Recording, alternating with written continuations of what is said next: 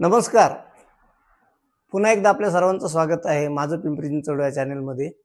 मी विवेक कुलकर्णी. सर्वप्रथम काल आपण दिलेल्या कालच्या व्हिडिओला जो आपण उत्तम प्रतिसाद दिला त्याबद्दल मनपूर्वक खूप खूप धन्यवाद.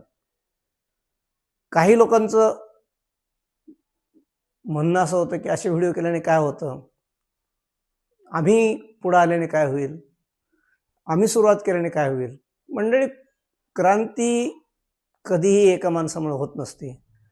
त्याला संघटन लागतं आणि संघटनासाठी कुणीतरी एक पुढे येणं गरजेचं असतं. आपल्याला पुढे येऊन काय उगाचच भांडणं करायचे नाहीत, हिंसा करायची नाही. आपल्याला फक्त समाजात जे चांगलं आहे ते त्याला चांगलं म्हणायचं, जे वाईट होतंय त्याला थांबवायचं, आपल्या परीने प्रयत्न करायचा आहे. मला माहिती आहे आजकाल असं प्रयत्न करणं तितकं सोपं राहिलं नाही, कारण जनरली अशा गोष्टी घडतात की मध्यस्थी करायला गेलेल्यावर सुद्धा अन्याय होतो. त्यामुळे जनरली सामान्य माणूस कोणाच्याही आध्यात पडत नाही आणि त्याला फक्त आपल्या पुरतंच पडलेलं असतं. अर्थात आपल्यापुरता विचार करणं आजच्या काळात काय वाईट आहे का, तर मुळीच नाही. आपल्यापुरता विचार करावा, पण किमान मला एवढंच सांगायचं की जेव्हा एखादी चुकीची गोष्ट घडते त्या क्षणी त्या तिथे आपण किमान प्रतिकार करायला काय हरकत असते. आणि असंच जर आपण सगळेच शांत बसत राहिलो तर मग कधीच हे अन्याय होणं बंद होणार नाही. एकूणच कालचा जो व्हिडिओ होता त्याबद्दल पुन्हा एकदा मी तुमच्या प्रतिसादाबद्दल खूप खूप धन्यवाद मानतो. मंडळी, आपण खूप वृक्ष होत चाललोत का असा प्रश्न मनाला बऱ्याचदा पडतो.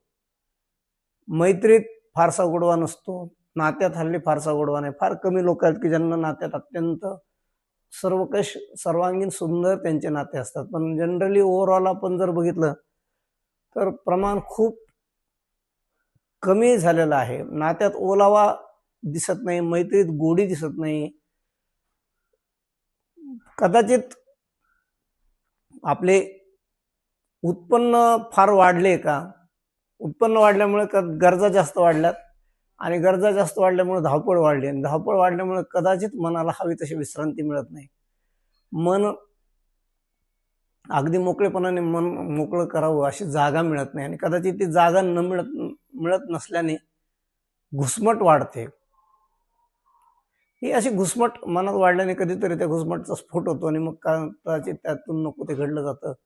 आयुष्यात एक चांगला मित्र, एक अशी जागा हवी जिथे तुम्हाला तुमचं मन हक्काने मोकळं करता येईल. मन मोकळं करताना त्याबद्दल कुठलाही किलमिश वाटणार नाही आणि आपण आपल्या मनातल्या भावना अगदी योग्य माणसाजवळ योग्य रीतीने व्यक्त करतो. हा विश्वास माणसाला मनावरचं दडपण कमी करण्यासाठी खूप मोठा आधार ठरतो. आणि मनावरचं दडपण जर दूर झालं ना मित्र, तर माणूस खऱ्या अर्थाने आनंदी होतो. प्रत्येकाच्या आयुष्यात समस्या असतात. जगात असा एकही माणूस तुम्हाला सापडणार नाही की ज्याला समस्या नसतात.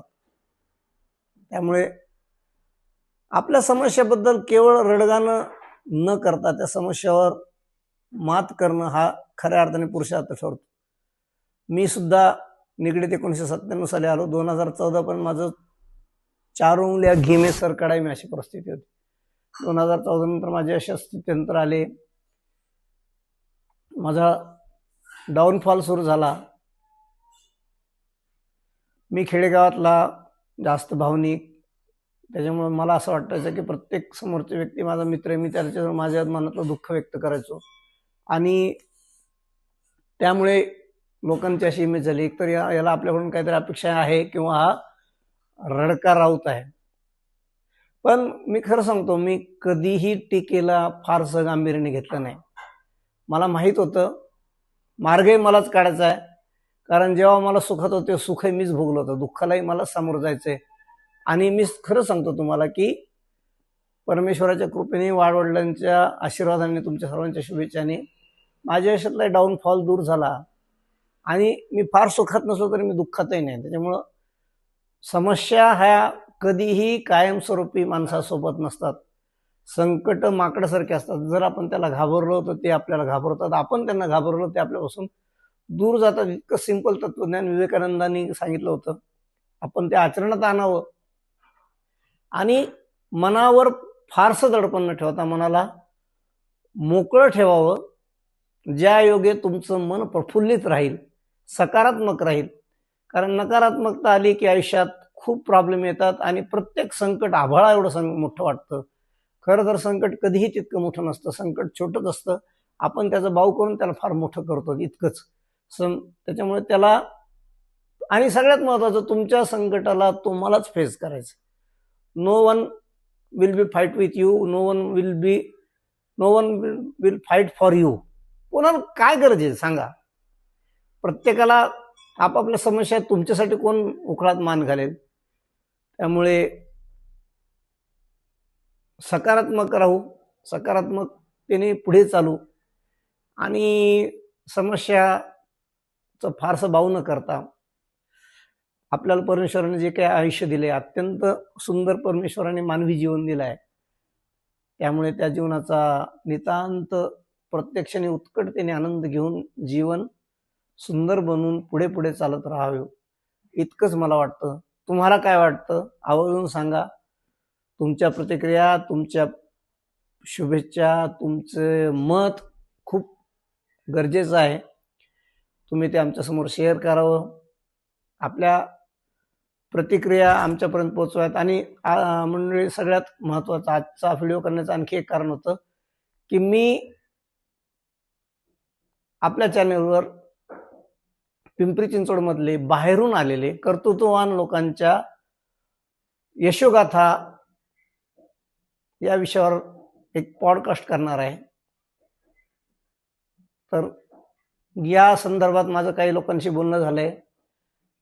ज्यांना खरोखरच या पॉडकास्टमध्ये समावेश घ्यायचा आहे, भाग घ्यायला आवडेल, अशा लोकांनी मला 9764790058 या नंबरवर व्हॉट्सअप मेसेज करा, कॉल करा आणि तुमच्याबद्दल मला सांगा. मी ते आपल्या वाचकांपर्यंत मांडण्यासाठी पुढे येईल आणि ही एक सुंदर मालिका होईल अशी मला खात्री आहे. तर मी तुम्हाला आवाहन करतो आज की या कर्तृत्ववान पुरुषांची यशोगाथा, व्यक्तींची यशोगाथा या पॉडकास्टसाठी मध्ये सहभागी होण्यासाठी माझ्याशी संपर्क करावा. तोवर मस्त रहा, स्वस्थ रहा, आनंदी रहा आणि आयुष्याचा मनमुराद आनंद घ्या, क्योंकि जिंदगी बहुत खूबसूरत है और ये जिंदगी फिर मिलने वाली नहीं है. क्या बोलते हो? धन्यवाद. मीनाक्षी, कट करायला यायचं होतं ना, ते आवाज जातो ना.